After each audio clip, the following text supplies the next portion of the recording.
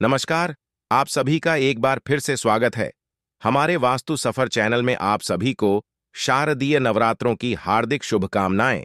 आइए बात करते हैं नवरात्रों की और जानते हैं इसकी संपूर्ण जानकारी के बारे में। हमारे हिंदू धर्म में देवी देवताओं और त्योहारों का विशेष महत्व होता है और नवरात्रि इन्हीं खास त्योहारों में से एक है। नवरात्रि में 9 दिनों तक मां दुर्गा के 9 रूपों की पूजा होती है।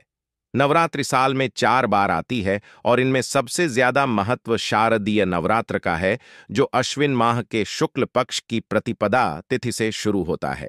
इस दौरान भक्त 9 दिनों तक मां दुर्गा की पूजा करते हैं, उपवास रखते हैं और आखिरी दिन कन्या पूजन करते हैं।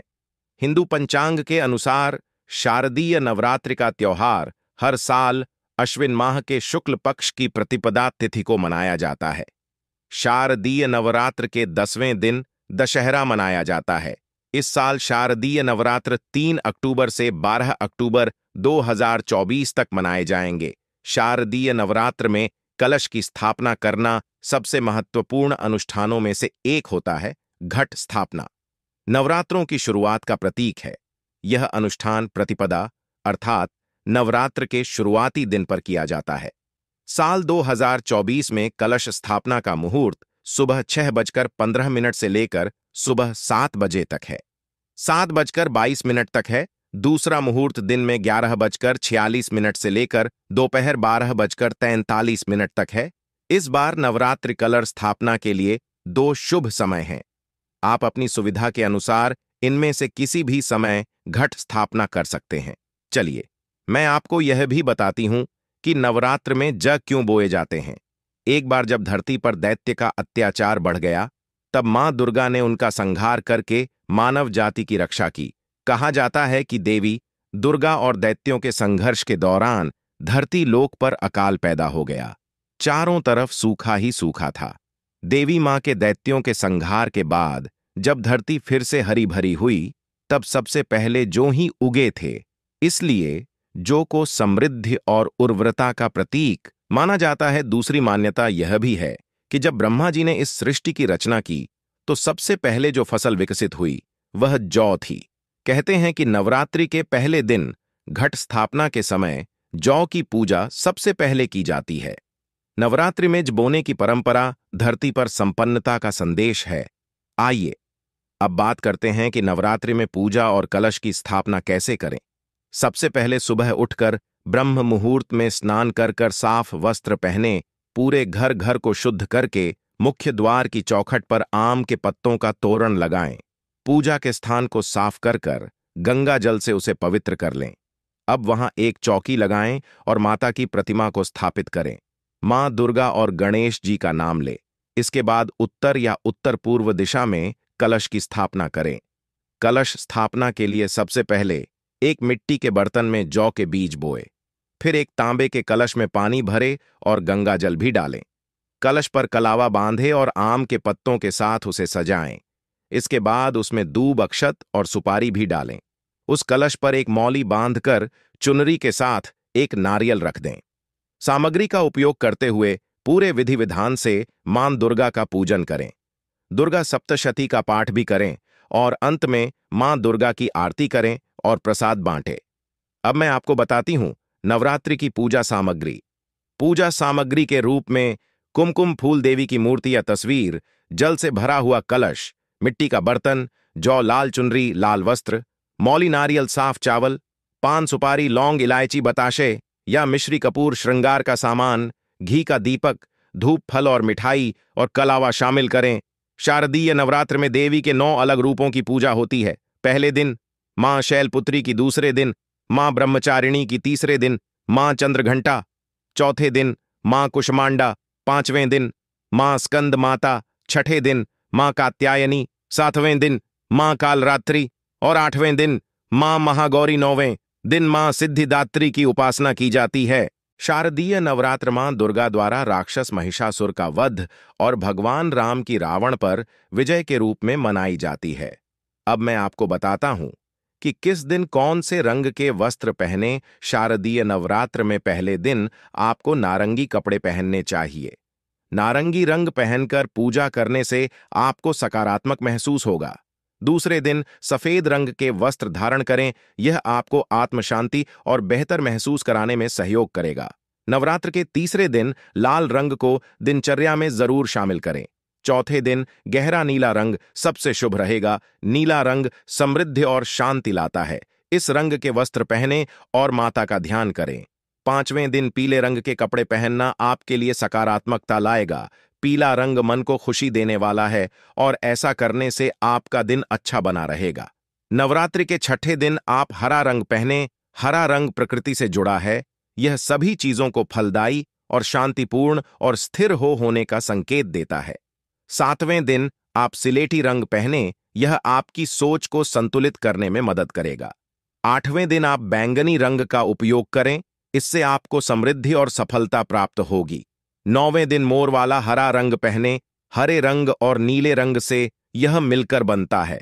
यह रंग समृद्धि से जुड़ा है।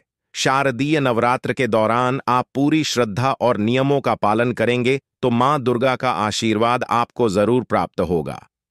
तो आइए साथ मिलकर अपने और अपने परिवार सुखी जीवन की हम सब कामना करें। तो यह थी आज की जानकारी। रामपुर नगर में रामचंद्र नाम का एक सेठ रहता था। उसका बहुत बड़ा व्यापार था। यूं तो उसके नाम में ही भगवान का नाम था, पर वह कभी ईश्वर में यकीन नहीं करता था। लेकिन उसकी पत्नी श्यामा बहुत ही धार्मिक औरत थी और मां दुर्गा की भक्त थी। उन्हें एक दिन एक बच्चा हुआ। अजी सुनते हो, आज मां दुर्गा का पंडाल सजा है और हमने अभी तक हमारे लल्ला को माता रानी के दर्शन नहीं कराए। आज शाम हम वहां दर्शन करने चलेंगे। मैंने तुम्हें कितनी बार कहा है, मुझे अपने इस पूजा पाठ के काम से दूर रखा करो। मुझे कहीं नहीं जाना है। आपको नहीं जाना तो क्या, आप मुझे तो ले जाइए। अच्छा ठीक है, शाम को तैयार रहना। शाम को घर लौटकर रामचंद्र फिर गुस्सा करते हुए मंदिर लेकर जाता है। मुझे आज तक समझ नहीं आया कि मेरे पति की माता रानी में आस्था क्यों नहीं है। फिर वे मंदिर पहुंच जाते हैं। श्यामा, मुझे पास में कुछ काम, तो तुम ऐसा करो दर्शन करके आ जाओ। अरे मैं मुन्ने को तो साथ ले जाऊं ना। नहीं नहीं, मुन्ने को मुझे तुम्हारी तरह नहीं बनाना है, वह मेरे ही साथ रहेगा। श्यामा उदास मन से मंदिर में प्रवेश करती है और मां दुर्गा को प्रणाम करते हुए कहती है, मां, मुझे क्षमा कर दीजिए, मैं कुछ भी कर लूं। मेरे पति के मन में आपके प्रति आस्था नहीं जगा पाई। अब आप ही ऐसी करो कि वह आपकी भक्ति में लीन हो जाए। रामचंद्र अपना काम खत्म करके मंदिर के बाहर आ जाता है। तभी अचानक पंडाल में से बहुत सी भीड़ आती है और उसी भगदड़ में उसका मुन्ना हाथ छुड़ा लेता है। रामचंद्र और श्यामा बहुत कोशिश करते हैं उसे ढूंढने की, पर वह नहीं मिलता। दोनों निराश होकर घर लौट आते हैं और बहुत दुखी हो जाते हैं। यह क्या हो गया? अब हम क्या करेंगे? हम अपने मुन्ने को कैसे ढूंढ पाएंगे? यह सब मेरी वजह से ही हुआ है। ना वो मेरे साथ रहता और ना ही वह खोता। नहीं, आपकी कोई गलती नहीं। मैंने ही आपको साथ में मंदिर चलने को कहा था। अगले दिन सुबह सुबह दोनों अपने लल्ला को ढूंढने के लिए निकल जाते हैं। लेकिन श्यामा मां दुर्गा की मूर्ति के सामने बैठकर रोने लगती है और कहती हैं, हे मां, हमसे जो भी भूल हुई है उसे क्षमा कर दो। बस मेरा मुन्ना लौटा दो। श्यामा, अब यहां समय खराब ना करो, हमें चलना चाहिए। दोनों निकल ही रहे होते हैं कि उनके द्वार पर 9 कन्याएं भोजन करने पहुंच जाती हैं। तुम सब आज यहां कैसे आप भूल गई हैं? आपने तो हमें आज के दिन भोजन पर बुलाया था।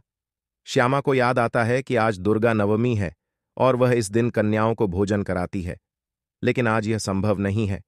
वो हमें नहीं पता। हम तो भोजन करके ही यहां से जाएंगे, बहुत भूख लगी है। आप जल्दी से खाना खिला दें। श्यामा और रामचंद्र दोनों ही मना नहीं कर पाते और श्यामा उन कन्याओं को आदर सहित बिठाकर भोजन कराती है। और कुछ समय में हम तो सिर्फ कन्याएं हैं, एक बालक भी तो चाहिए साथ में भोजन करने के लिए, पर बालक नहीं है। अभी क्यों? आपका तो एक बेटा है ना? यह बात सुनकर श्यामा और रामचंद्र दोनों ही रोने लगते हैं। क्या बात है? आप क्यों रो रहे हो? रामचंद्र सारी बात बताता है और उनसे भोजन ग्रहण करने को कहता है और मां दुर्गा से प्रार्थना करके माफी मांगता है, पर बिना बालक तो कन्या भोज होगा ही नहीं। इतने में ही घर का दरवाजा खटखटाने की आवाज आती है। श्यामा जैसे ही दरवाजा खोलती है, चकित हो जाती है। मां दुर्गा सामान एक बहुत ही सुंदर स्त्री बहुत से सुंदर आभूषण पहने खड़ी थी और साथ ही उसका बच्चा भी था। रामचंद्र और श्यामा को उनका लल्ला सौंप कर वो कहती हैं, ये मुझे पंडाल के सामने मिला है, आपका पुत्र है क्या? वे दोनों हाँ कहते हैं और सिर झुकाकर उन्हें धन्यवाद देते हैं, और जब वापस मुड़कर देखते हैं तो वो वहां नहीं होती। तब वे दोनों समझ जाते हैं कि यह कोई और नहीं, स्वयं मां दुर्गा ही थी। रामचंद्र मां दुर्गा से माफी मांगता है और क्षमा याचना करता है, और आगे से पूरी खुशी के साथ वह हर वर्ष कन्याओं को भोजन कराने लगता है। तो यह थी आज की कहानी। आपको मां दुर्गा के चमत्कार की यह कहानी कैसी लगी, कमेंट करके जरूर बताएं, और हमारे चैनल वास्तु सफर को सब्सक्राइब करना ना भूले। धन्यवाद।